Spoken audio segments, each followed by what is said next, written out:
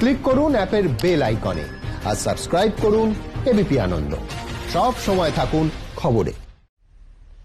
ये हमारी highest priorities में से एक प्रमुख प्रायोरिटी है। इसके लिए सरकार जो डिसीजंस अभी तुरंत लेने जरूरी है वो तो एक के बाद एक ले ही रही है, लेकिन साथ साथ में ऐसे भी फैसले लिए गए हैं जो लॉन्ग रन में देश की मदद करेंगे। साथियों, प्रधानमंत्री गरीब कल्याण योजना ने गरीबों को तुरंत लाभ देने में बहुत मदद की है। इस योजना के तहत करीब 74 करोड़ बेनिफिशियरीज उनके घर तक राशन पहुंचाया जा चुका है। प्रवासी श्रमिकों के लिए भी फ्री राशन पहुंचाया जा रहा है। इसके अलावा अभी तक गरीब परिवारों को 53,000 करोड़ रुपीस यानी 53,000 करोड़ रुपए से ज्यादा की फाइनेंशियल असिस्टेंस दी जा चुकी है। महिलाएं हो, दिव्यांग हो, बुजुर्ग हो, श्रमिक हो, हर किसी को इससे लाभ मिला है। लॉकडाउन के दौरान सरकार ने गरीबों को 8 करोड़ से ज्यादा गैस सिलेंडर उनके घर तक मुफ्त में पहुंचा दिया है।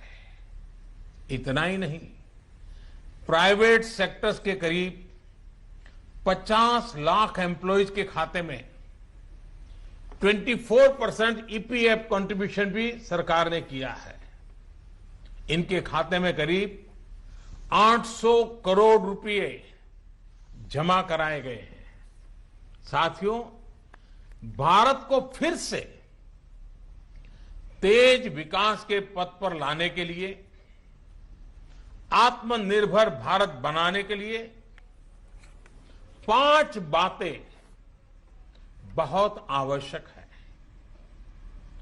इंटेंट, इंक्लूजन, इन्वेस्टमेंट, इंफ्रास्ट्रक्चर और इनोवेशन। हाल में जो बोल्ड फैसले लिए गए हैं उसमें भी आपको इन सभी की झलक मिल जाएगी।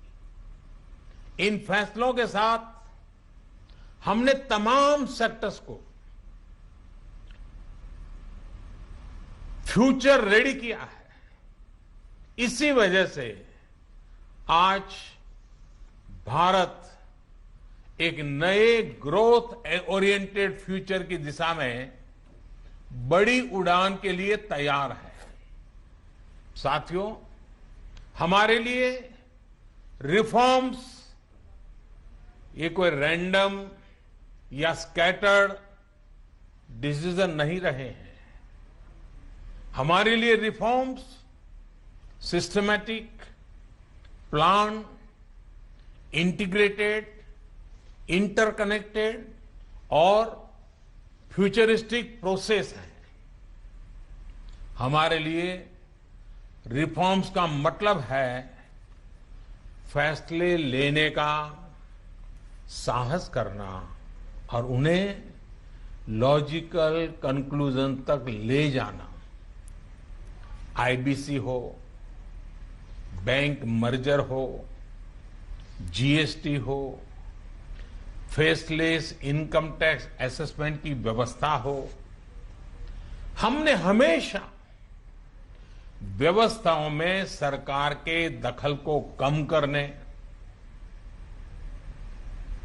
और मैंने तो लाल किले पर भी कहा था कि लोगों से जिंदगी से सरकार को जितना हम कम कर सकते हैं हम करना चाहते हैं। प्राइवेट एंटरप्राइज के लिए एनकरेजिंग इकोसिस्टम खड़ा करने पर हम लगातार बल देते रहे हैं, कदम उठाते रहे हैं। इसी वजह से सरकार आज ऐसे पॉलिसी रिफॉर्म्स भी कर रही है जिनकी देश ने एक प्रकार से उम्मीद भी छोड़ दी थी। लोगों ने मान लिया था भाई ये तो हमारे देश में नहीं हो सकता है, ऐसी चीजें होने लगी हैं।